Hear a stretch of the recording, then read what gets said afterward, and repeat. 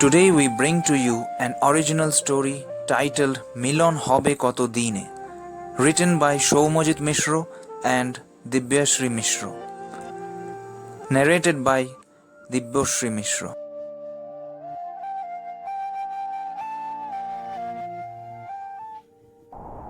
The road ahead looked sullen and dry in the scorching heat of May, but Lalon and Fokir reluctantly surged forward in desperate search of some food or water, whichever possible in this epidemic-stricken land. Their dry feet had already traversed 15 miles since the devastating storm Amphan has left their lands. After 7 hours of rigorous sabotaging of their cravenly thatched hut, leaving behind a perennial streak of irreparable misery. The authorities had done their duty meticulously in rescuing and evacuating the lands adjacent to the sea before the storm hit. But in this process of getting shifted to the temporary rehabilitation center, Fokir, anticipating something ahead, darted fretfully into the forest that made Lalon follow the same direction, completely disregarding the 2 policemen chasing behind them, who eventually retreated after a few yards. When Lalon found Fokir in the woods, he was shivering with fear, but by then Amphan had already mastered its dominance, thereby leaving them stranded. Fortunately, they found a boat with its ends firmly tied, beneath which they took shelter for the night. Lalon and Fokir have been friends since their childhood and never bothered to bridge the dissimilarities that may have existed between them. They were contented in their beautiful little world of friendship, fidelity and completeness. Their days would start on a toilsome note, amidst the hustle and bustle of the fishermen, returning after a fresh catch from the sea, which rolled away with their day-long activities in the fields and delivery of crops to the local sellers.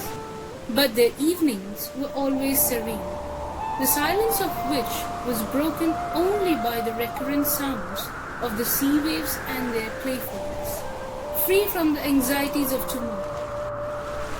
After so many hours of tedious walk, they finally came across a tube well, from which Lalon pumped out the requisite amount to quench their thirst, after which he also splashed some on their bodies to carry on further. They could have returned to their home that was completely dilapidated by the storm, but didn't, as they knew they could not have endured the decrepit state of their memorable place.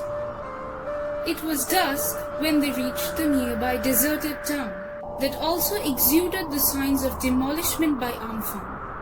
Here also the authorities were strictly patrolling the streets to rescue any left-out casualties. Lalon and Fokir were guided to the nearby rescue center for the night, where they received their meal after a day-long starvation. Initially, many of the inhabitants were repulsive towards Fokir, but Lalon assured that they would keep distance from everyone and no nuisance will be caused from their side. Next morning, all the inhabitants returned to their partially or fully wrecked homes, but Lalon and Fokir had nowhere to go. Their indistinct future appeared to them just like their dilapidated hut. While pondering over their current circumstances, Lalon looked up to find that even the sun had abandoned them to continue his journey.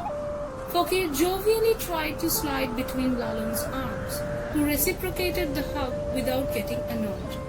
It was after an hour when they heard a commotion nearby.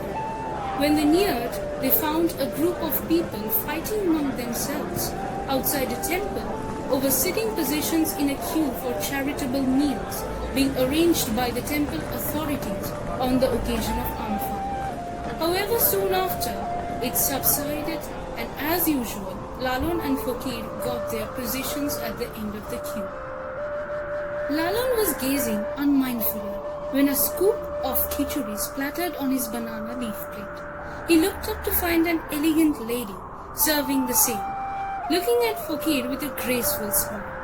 At once, Lalon recalled the same face that he saw on many posters on his way to delivering his goods to the nearby city. Lalon couldn't believe that he had just encountered the famous star Madhubani Sarkar. She smiled at Lalon, inquiring, "Does he really eat khichuri?" Lalon fumbled at first, but instantly composing himself, he replied, "Yes, madam, he eats everything without tantrums. He is very amicable." With this, he started gobbling up the khichuri, and Fakir also followed. After finishing his meal, when Lalon was about to get up, he found Madhubani at a distance, fondly staring at Fakir with a gentle smile. That night, they both found a suitable concrete bench outside the temple for rest. Days passed as usual, but Lalon couldn't find for himself a suitable job in that time of distress. People could hardly think of continuing with their jobs or businesses, lest giving a job to someone unknown, especially when cases of corona had been rising day by day. In addition to Amphan, could inevitably invite the infection to their houses. Moreover, several days of lockdown had forced the local businessmen, along with others, into a dilemma. So, it was a question of life that faced an impending threat, if not from corona, due to social distancing or lockdown, but from unemployment. One way or the other, everyone's life was at risk. After a week or so, when Lalon and Fakir sat down for their routine meal outside the temple, Lalon was surprised to notice that Madhubani was present there for serving, but she appeared somewhat unmindful and distant. When they finished their meal and was about to get up, Lalon heard some of Madhubani's conversation. When he approached her, she was fiercely speaking to someone over her phone. With an uproar, Madhubani charged, "How could you do this to me? We have done so many films together, and I was supposed to do this character also for the upcoming project. Don't you remember the times we spent together? And now you want to break up with me for the sole purpose of this project? Or should I consider your new heroine and upgraded payment as the additional reasons?" Hearing an unexpected reply from the other side, she gorged with a cry, "You know what? It's best that I die. I believe that would cater to the interests of everyone." With this, she broke down, but was interrupted by the falling of plates from Lalon's hand. Finding someone near, Madhubani turned her face in the opposite direction and tried to cover her face with her hands, intending to hide tears from the stranger approaching her, but failed. Lalon immediately consoled her by saying, "Madam, I apologize to you for overhearing some of your conversation, but I intend to tell you something. You may find it an audacity on my part to suggest you anything. Still, I request you to listen to me." He continued, "Madam, have you ever thought how people like us spend their days? It's a struggle against the odds. Every minute, especially for rustic people like us. People mock at us for our attire, language, appearance. Still, whenever we find someone in trouble, we try our best to help that individual without any inhibition. May that person be a friend or a foe. To their eyes, we lack sophistication, but we have hearts that can feel the pain of others, irrespective of any discrimination. Whatever we do it with full heart. There is no place for artificiality." With a stern voice, Madhubani stated, "You won't understand my condition. My situation is very grave, and nobody can help me in any way or the other now." She turned to take her leave, but halted when Lalon questioned her in a calm manner. "Madam, do you think your situation is worse compared to ours? Have you seen your house getting sabotaged by a furious storm? Have you roamed the streets in search of work or food?" He added, "You still have a home to return to. You have friends to speak to. You can have your desired dish whenever you want. You can visit places in your personal car. You have a future that can be shaped as you wish. You have recognition and people admire you. Madam, I believe that death is not the ultimate solution for everything. I still remember my mother used to say, it doesn't matter how people behave with us or treat us. All that matters is how we consider ourselves and correspond with others. Moreover, one incident cannot decide the complete fate of someone. Madhubani silently walked past Lalun to her car that drove away swiftly. Lalun looked at Fakir saying, "Didn't I say the right thing? We may have lost our belongings and dear ones, but we still have each other." The state of vagary and unemployment deeply moved Lalun to tears. As days passed, the situation seemed to aggravate. Lalun wondered that the routine meal would cease after some day, before which they have to resort to something better. Fakir sat by his side, looking solemnly at the empty road. The evening prayer started on time, but Lalun was still chewing the cud with his head tilted down. Suddenly, he felt someone by his side. He looked up with disinterest, but was astounded to find Madhubani. He quickly turned his face to hide his tears. But Madhubani, understanding his unstable state, quickly chirped with delight. "The other day, someone was trying to cheer me up with his words, and today that same person is sitting here dejected. That day, when I returned home, I deeply thought over your words and felt a positive change in me. I discovered the value of perseverance, and that paid off well. I was so absorbed in competition that I lost interest in my hobbies and was detached from my loved ones. After so many days, I again felt the urge to rediscover myself. My old friends and relatives were so elated when they heard from me in my usual self again.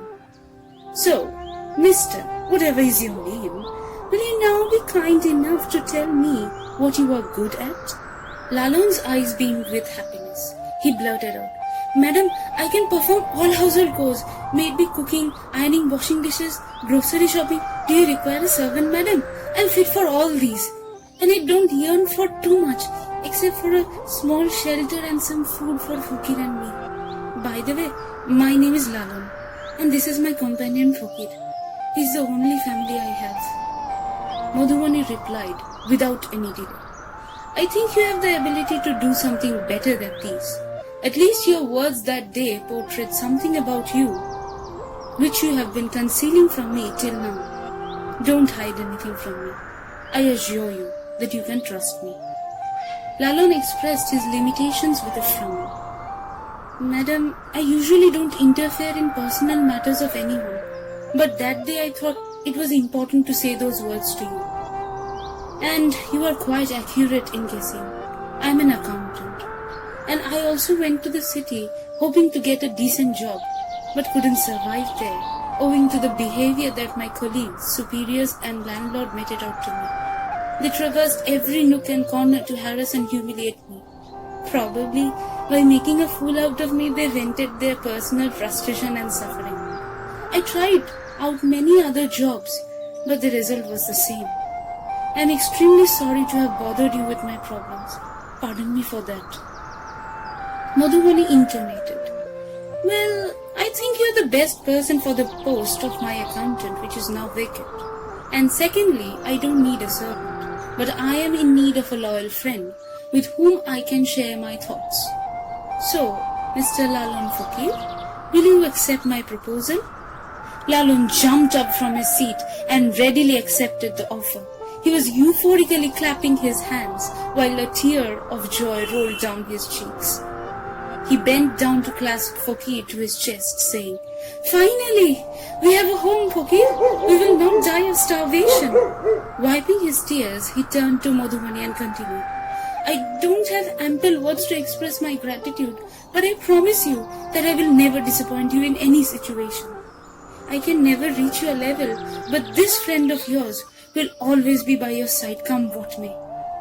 Fakir was now on his fours, barking joyfully. Pouncing on Madhubani, he started licking her face, which she accepted jovially. After a long time, she had tasted the sweetness of such innocence that took her back to her childhood days. Lalun and Fakir finally got a home, and Madhubani got a true friend. As the trio was leaving for Madhubani's house, a song by the revered philosopher Lalun Fakir came floating through the airs. মিলন হবে কত দিনে, ও মিলন হবে কত দিনে, আমার মনের মানুষের সনে, আমার মনের মানুষ